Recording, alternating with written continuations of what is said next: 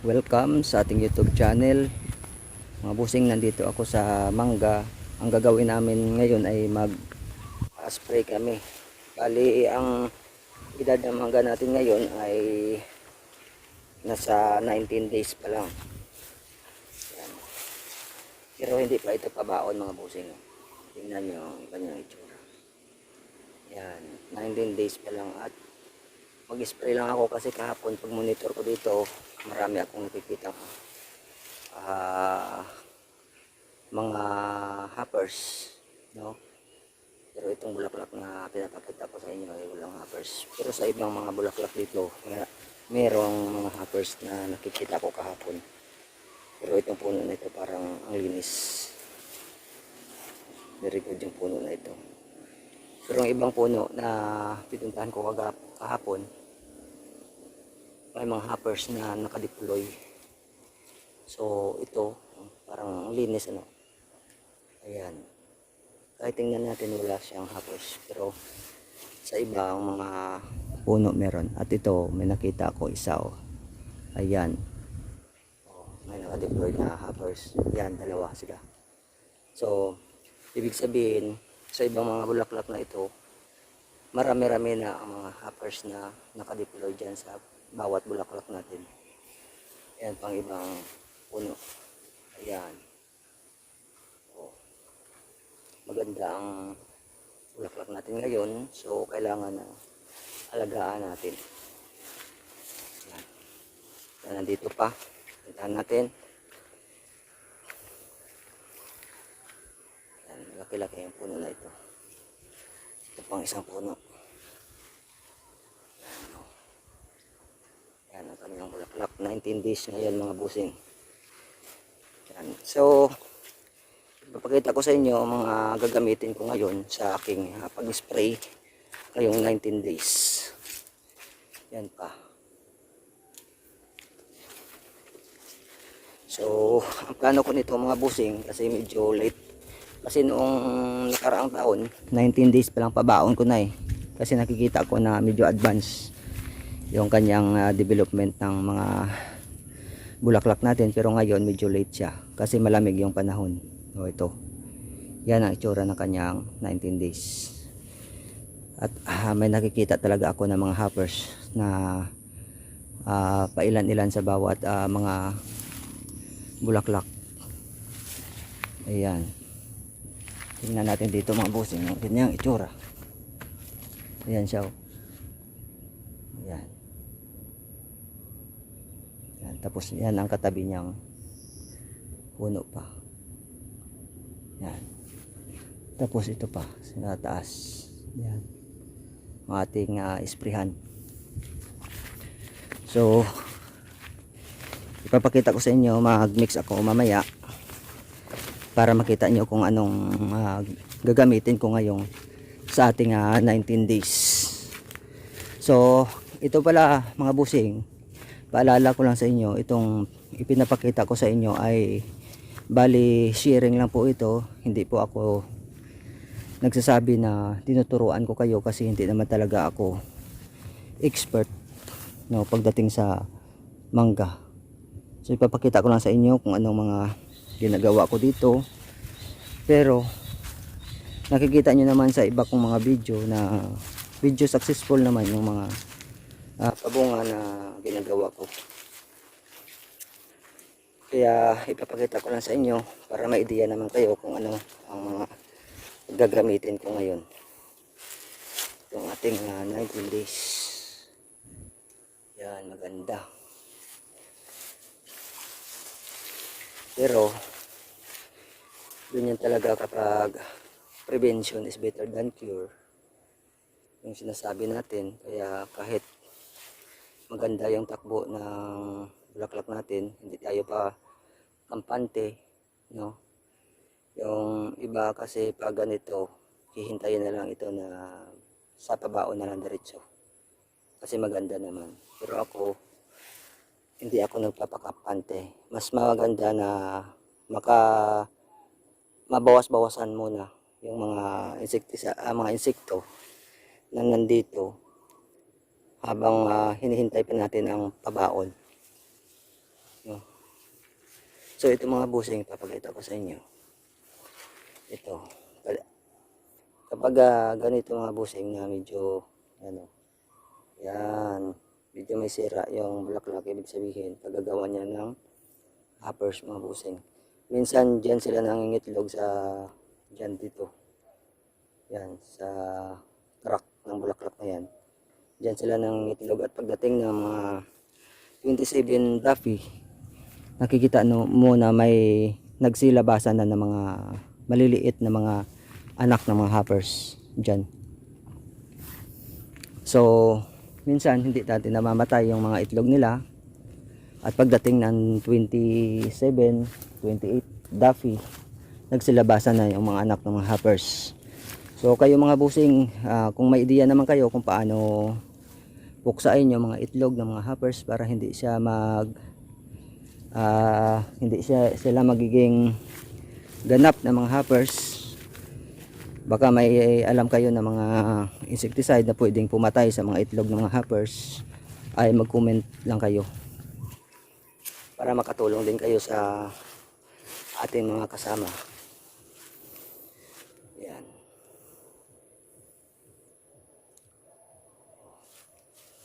O, ito pa mga busing, o.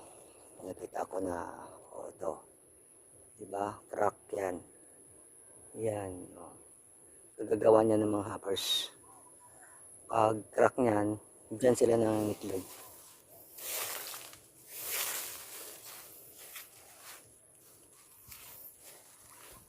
So, bali mahaba-haba yung hose na gagamitin natin. Mula doon kasi kami mag-umpisa papunta doon sa taas. Kasi doon nakalagay sa taas yung makina namin at saka drum. Dito tayo sa medyo baba. Yan, itong hose namin. Yan. So dalawa lang kami dito mga busing. Isa ako yung nag-i-spray, tapos isa yung alalay ko. Kunti lang naman ito mga busing, mga 10 puno lang ito na medyo malaki-laki lang na mga puno. Hindi ito kagaya sa iba kong area na maliit na mga puno. Ito medyo malaki ito. So unti-unti lang namin in-sprayan kasi wala ditong mga pinanser mga busing. So bali ang ginagawa ko dito, ako yung nag-i-spray at ako din yung nagpipinan sa sarili ko. Yan ang mga bulaklak natin. So, kaya hindi natin kakayanin pag in-sprayan natin ang lahat-lahat ng mga mangga dito. Malaki ang kapital. Kaya ginagawa ko mga busing, unti-unti ko lang ini-sprayan. So ang nangyayari dyan, buwan-buwan medyo may harvest tayo.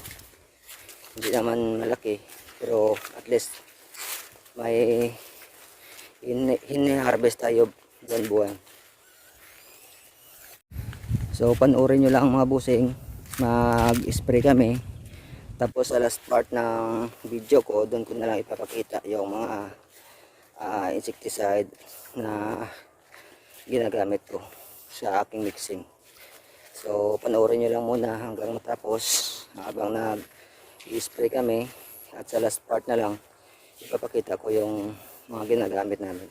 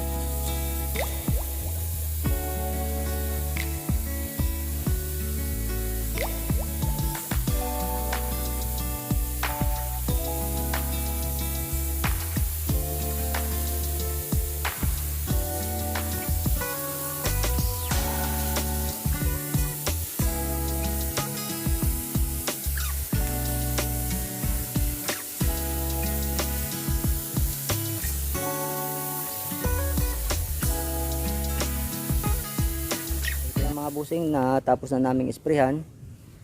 Yan.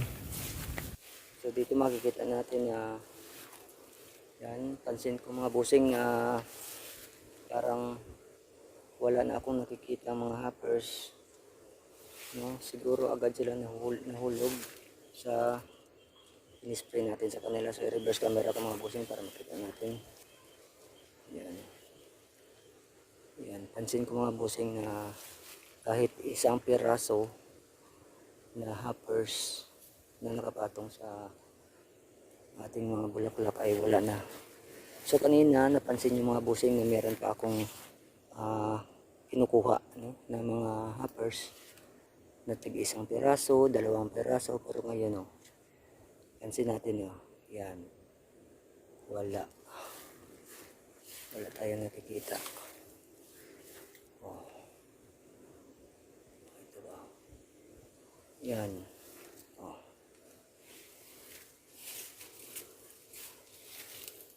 Pansin ko mga busing na kahit isang piraso talaga wala akong nakikita. Diba? Yan. So kanina puntahan natin yung mga bulaklak bago ako nag-spray. Diba may nakikita kayo na mga hoppers na pailan-ilan na kinukuha ko na aking kamay, diba? Pero ngayon wala.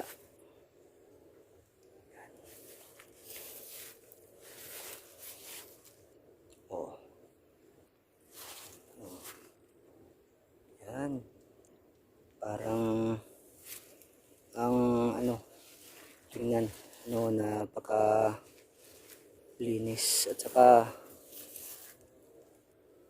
parang wala talaga, no. Yan. Yan. Kahit isang piraso na nakapatong sa ating bulaklak, wala tayong makikita na. Yan. Walang cut yan mga busing yung video natin ngayon. Yan.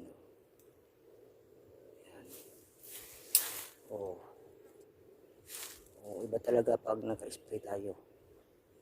Sayang nga hindi ako naglagay ng puting sako. Sana maglagay ako dito ng puting sako para makita ko na nahulog talaga sila.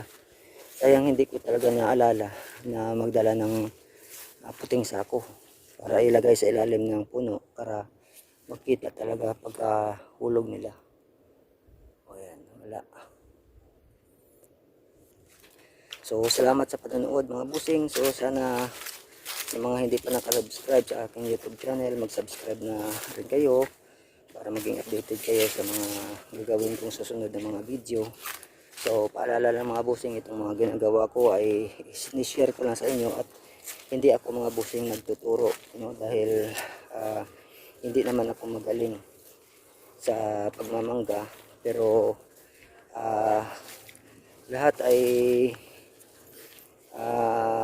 ginagawa ko upang maging successful yung mga ginagawa ko pagpapabunga sa ating mangga, dahil hindi naman basta-basta yung ginagasto natin dito, kaya gagawin natin ang lahat para maging successful ang pagpapabunga sa ating mga mangga. Ayan ang mga busing. Yan. So makikita natin wala na tayong makikitang hoppers. Okay. Yan ito mga busing. Yan. Tapos ang kasama ko, ito, meron din siya. So rin ang para sa kanya. Yan. Para protection sa ating sarili.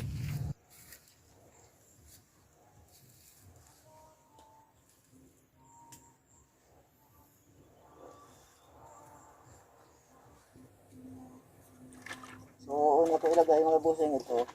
Yan. Ating fungicide, Omega, yan mga busing. Yan ngayon ang gagamitin natin. Ilalagay ko dito mga 15 ml lang sa isang drum na tubig.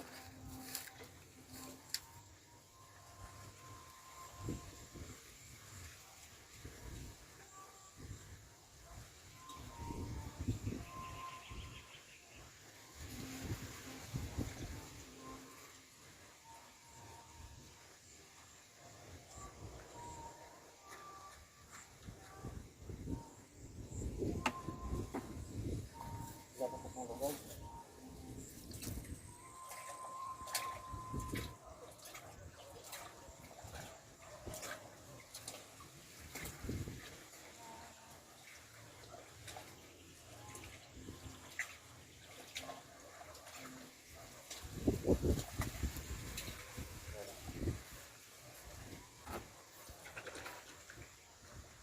Shoot nga mga bossing shoot.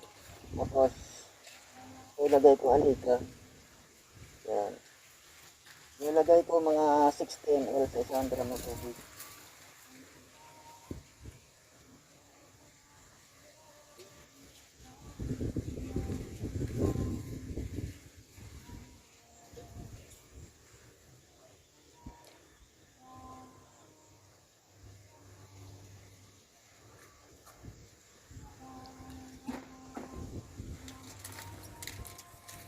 Tapos itong Cartap hydrochloride natin mga bossing, ito yung pangalan niya.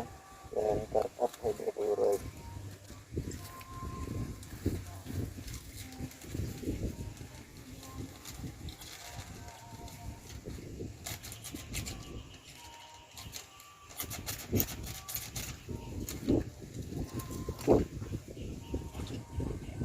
Next muna mga bossing.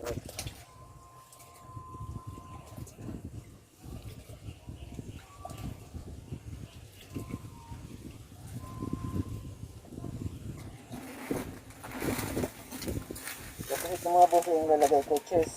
Bali, kalahati lang muna ilalagay ko sa isang drum na tubig. Kasi bala ko sa katabaon, yan na ako mag full ng kanyang dosage. Dito half lang muna.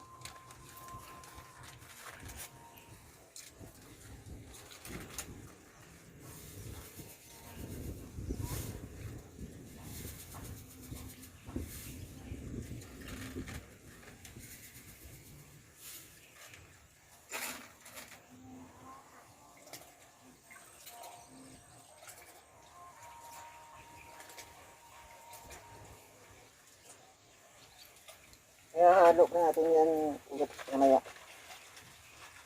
Tapos ito yung ating foliar fertilizer. Yan, maglalagay ako ng 120 ml.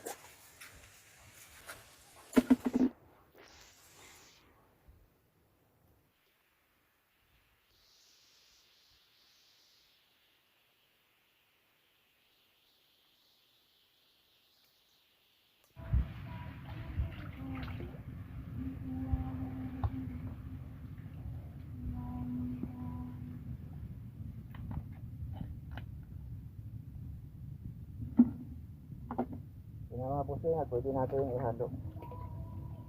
Ihalo lang yan ng mga kaputi. Mamaya.